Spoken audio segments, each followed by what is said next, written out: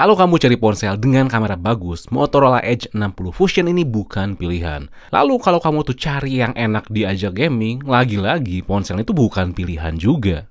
Cari ponsel yang update-nya panjang pun Motorola ini bukan pilihan. Jadi buat siapa Motorola Edge 60 Fusion ini? Di sini Fadil juga urang review ponselnya.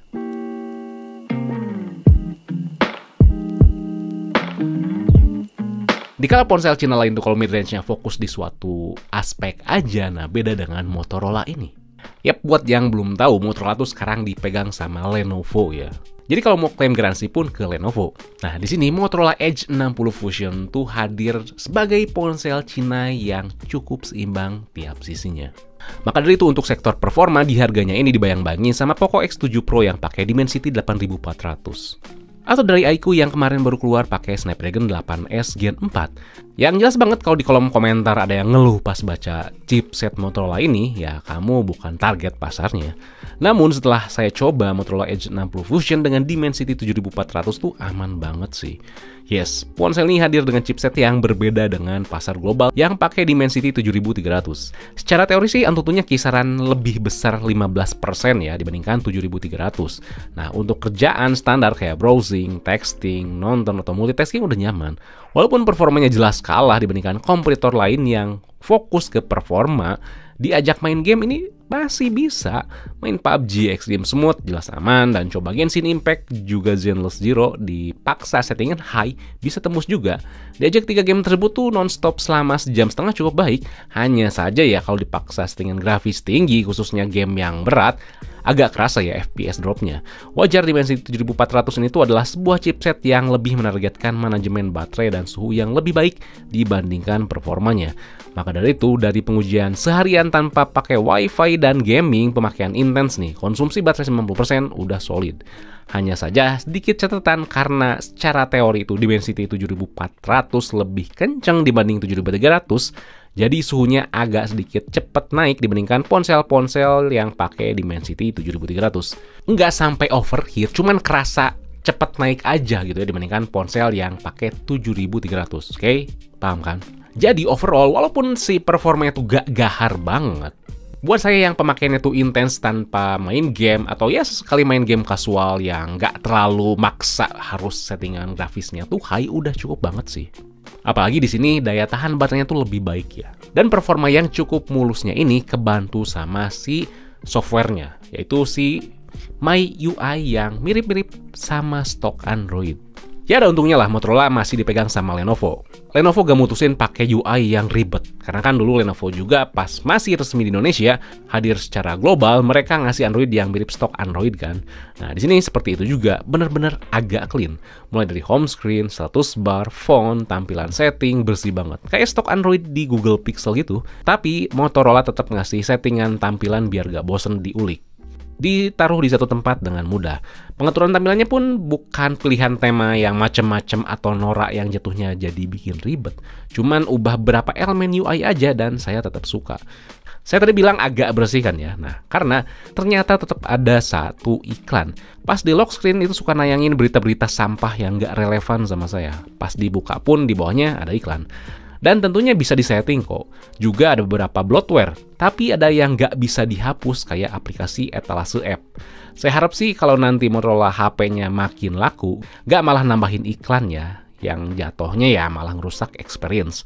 UI yang manis dan gesitnya ini pun dibayang-bayangi sama Samsung dengan One UI-nya, khususnya update software yang lebih panjang sampai 6 kali. Di sini Motorola tuh cuman ngasih 3 kali update Android dan 4 tahun security patch ya. Sebenarnya udah baik sih, cuman ya saya harap nanti kedepannya bisa lebih panjang lagi.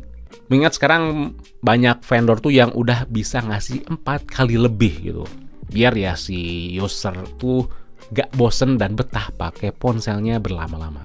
Yang tentunya biar gak bikin bosen, di sini si MyUI juga punya fitur luar dalam yang cukup bisa menopang keseharian dengan baik. Katakanlah ponsel ini punya slot microSD yang nyatu sama SIM kedua, sebuah fitur yang mulai pada hilang dan Motorola mantap banget sih buat hadirin fitur ini walaupun ya hybrid gitu jatuhnya.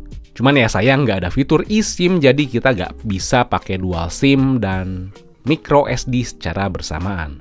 Dan fitur softwarenya cukup menarik dan gak gersang kayak stok Android. Katakanlah ada berbagai gestur atau tombol yang bisa di-custom, berbagai fitur keamanan dari Motorola kayak Secure Folder, sampai favorit saya Smart Connect buat konekin antara Motorola dan laptop pakai mode desktop gitu. Ya emang masih kerasa agak delay gitu walaupun pakai kabel.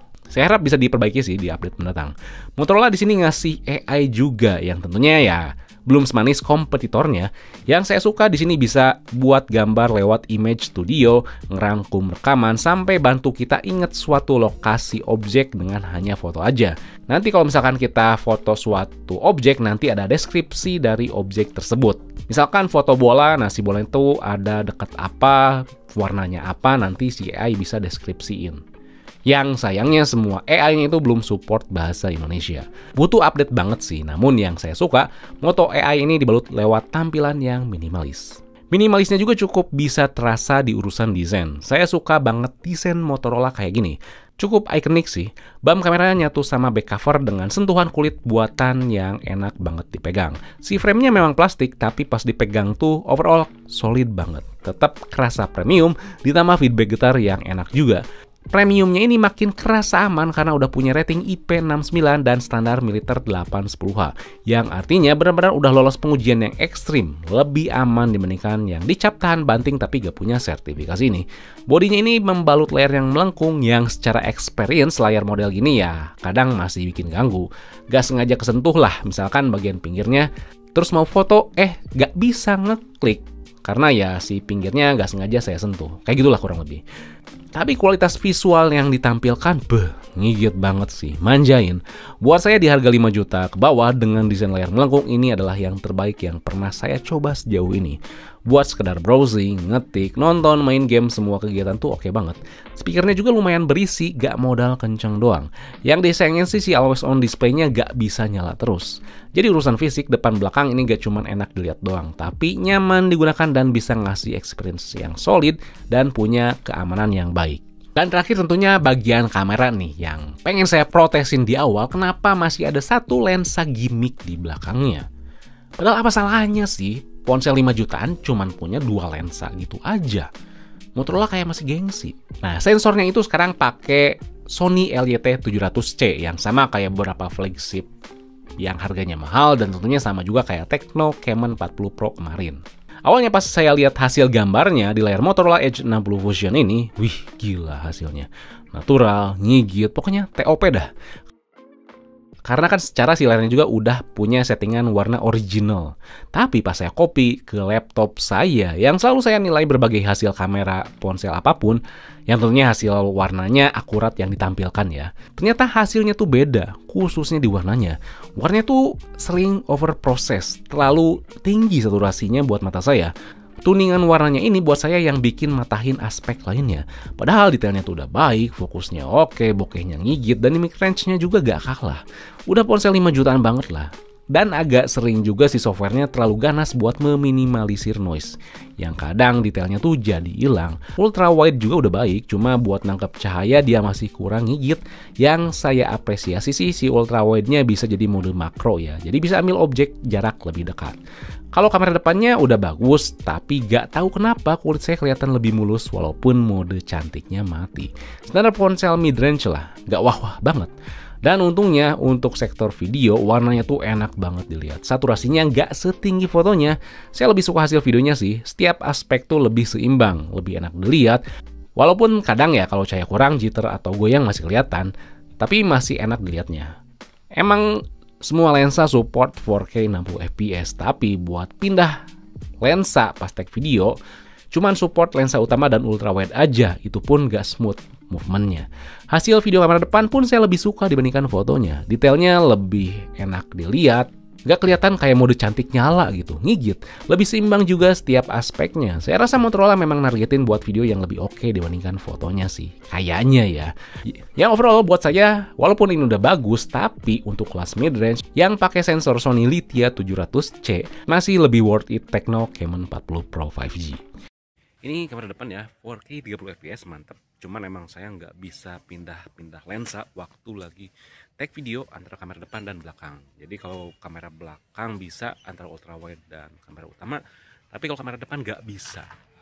Dan sebenarnya hasilnya bagus, detailnya oke, tapi agak sedikit di halusin sih, kulit saya agak kelihatan lebih cerah.